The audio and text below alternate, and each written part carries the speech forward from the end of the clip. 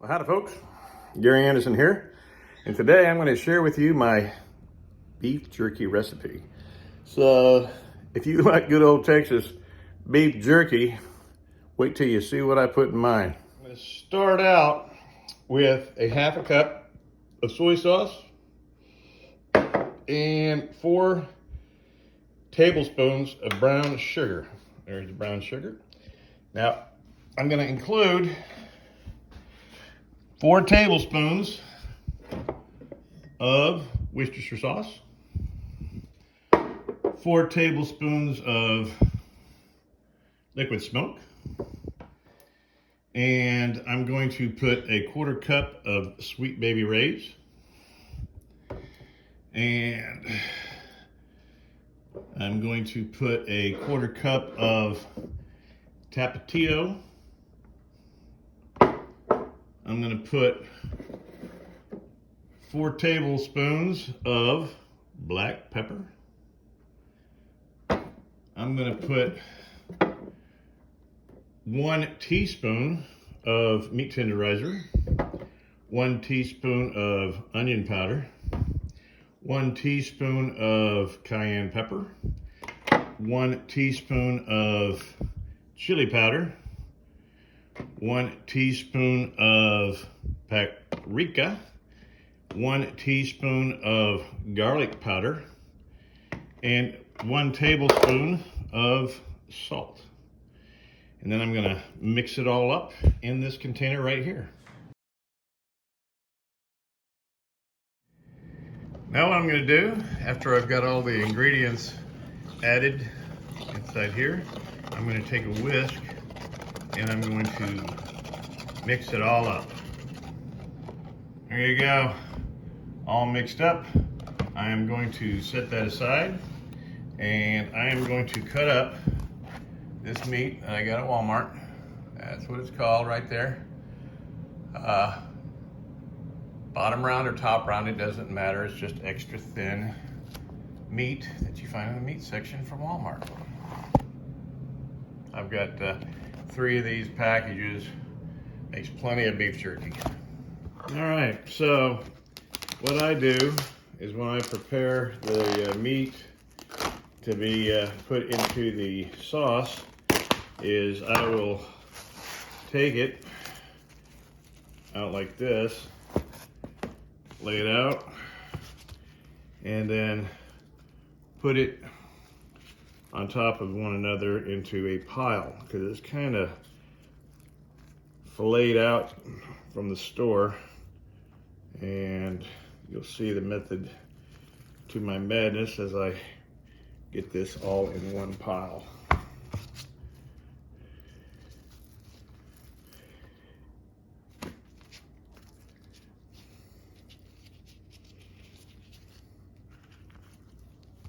All right, now that I've got it all in one pile, I'll cut it right down the middle like so.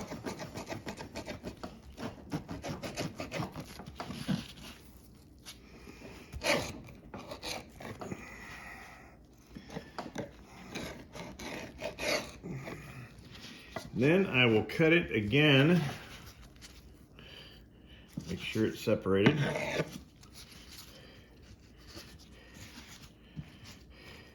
In half like this.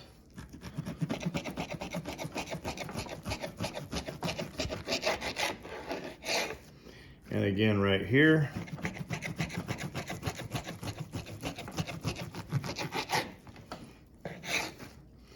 And again right here. So you've got neat little squares of beef jerky that are pretty uniform in size. And then what I'll do is I'll take each pile and I will take one piece like that and just throw it in there.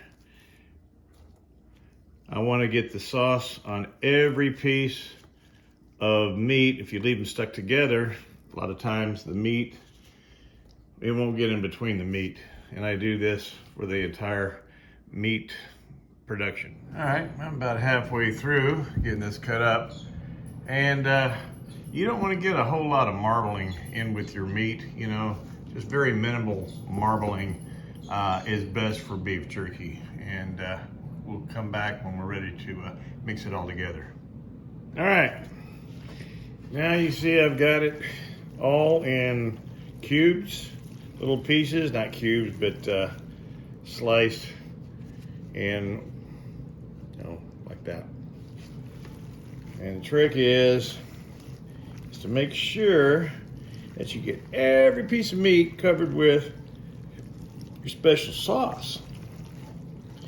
And I say it's special, but it's not special anymore because I just told everybody how I make my jerky. But I will tell you this, I take this jerky into work and hand it out to my friends. And I want to tell you what, they say I should market this, but I'll tell you what, as you can see, it takes a long time to prepare it.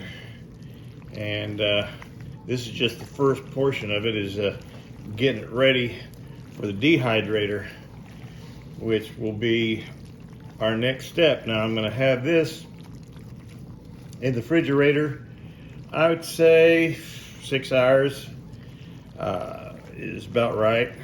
It takes about that long. Sometimes I'll just leave it in overnight. Sometimes I've left it in there for a couple of days till I got around to dehydrate it. It's not going to hurt anything. It's going to be in a container that's sealed. But you see, that doesn't have any sauce on it yet. So just keep working it and melting it. By the way, I'm going to give a shout out to Cutco. This is the knife that I use. I used to sell these in college. I've had this set since I've been in college, and they don't need a receipt, but they will honor and sharpen those for free if they ever get dull, or if something happens to it, like the tip breaks off by throwing them in the dishwasher. Sometimes the tip's broken off. I've replaced I replaced the knives one time over my lifetime, and college, heck, that was 40 years ago. So they hold up real well. CUTCO, Cutco. You can get them at like the State Fair, Texas. They got a booth. Sometimes you'll see a stand in Costco. There's a standalone store off Hewlin Street in Fort Worth, only one I know of, and around this area that has an actual Cutco store. They are very expensive though, but it's the last knife you'll ever buy as far as that's concerned. You just looked at the trimmer. I believe they're about $75, $80 each for one of those, and I've got 6 of them because I like to use them when I eat a steak dinner. Now you can see that everything's all mixed up, just fine and dandy there. And I'm gonna just put this in the fridge, let it sit there for 6-8 hours, and we'll see in a little bit. Yeah, meat's been marinating now for about 8 hours, so I'm gonna show you how I put it in the dehydrator, okay? I got this 10 tray dehydrator from Cabela's, okay? It's about 150 bucks. And I use the heck out of it. And we're gonna load up all 10 of these trays full of jerky. But I put parchment paper or wax paper on each one of these because it makes for an easy cleanup. So I've got this handy dandy parchment paper from Costco, and my God, 205 feet. So it's gonna last me a long time. I go through a lot of this stuff. And I've got the 10 trays ready to go. I'm going to load these up with the beef. So this has had enough time to absorb all the marinara, I'll call it. I'll just give it one more mix through, make sure every single piece is coated, And then what I'll do is I'll take a stack like about that big, and I'll just plop it right down on top of the sheet, and I will start placing this out as fairly close together as I can.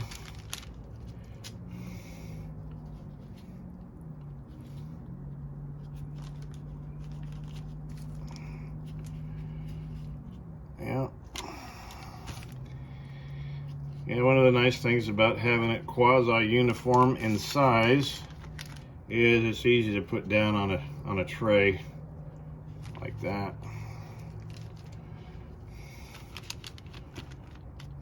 So what I'll do is come back a few hours later, probably in about 3 hours, and they will be not quite done yet, but I'll turn each one of them over and give it another couple of hours on the other side. Check for any piece of meat that's not dehydrated, and keep it on the rack. Generally, the bottom rack of the 10 racks doesn't quite circulate the dehydration down there, and I have to move that to a higher level in order for it to dehydrate. Uh-oh, there's a mosquito. I am outside in the back porch patio.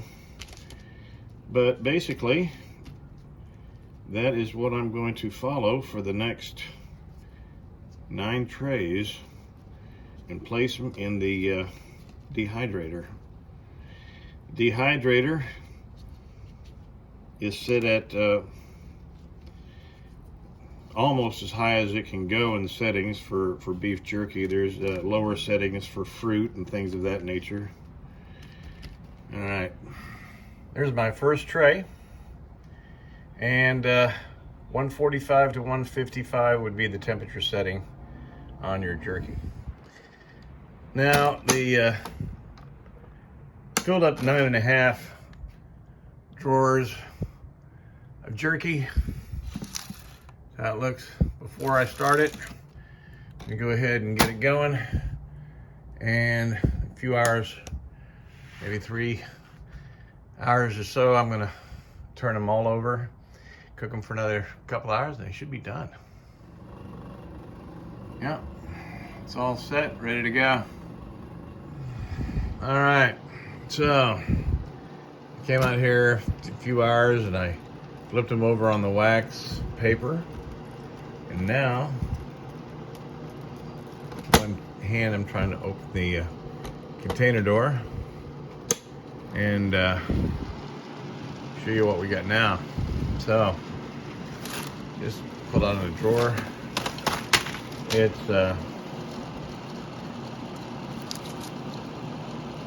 kind of dry on the outside, dry on the inside. Taste it.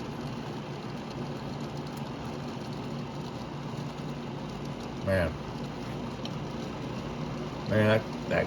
that actually should come off now because it's chewy and it's not too, crispy. Kind of like it that way. Flavor's good. But I'm going to cook it for another hour without the paper underneath.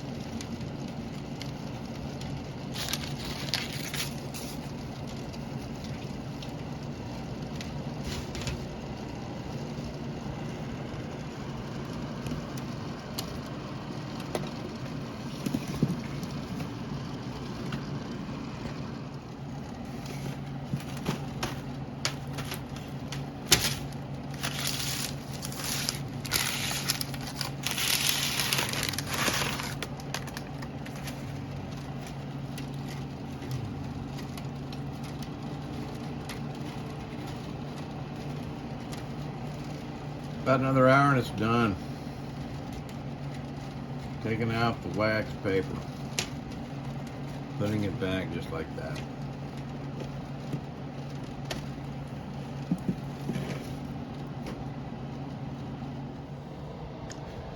Okay.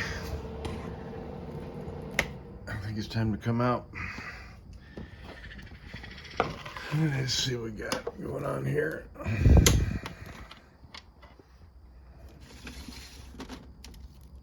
Alright, so what you want to do is you want to take them out and make sure that they have a chewy consistency. There we go.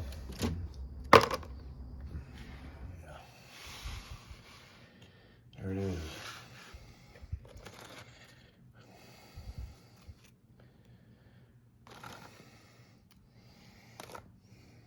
Finished product.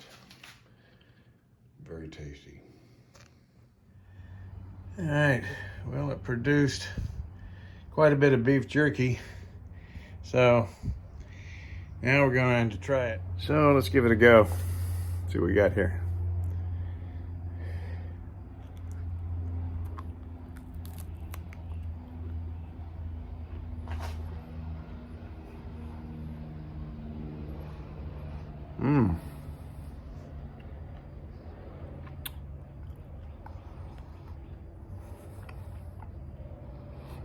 Got a nice little chew to it.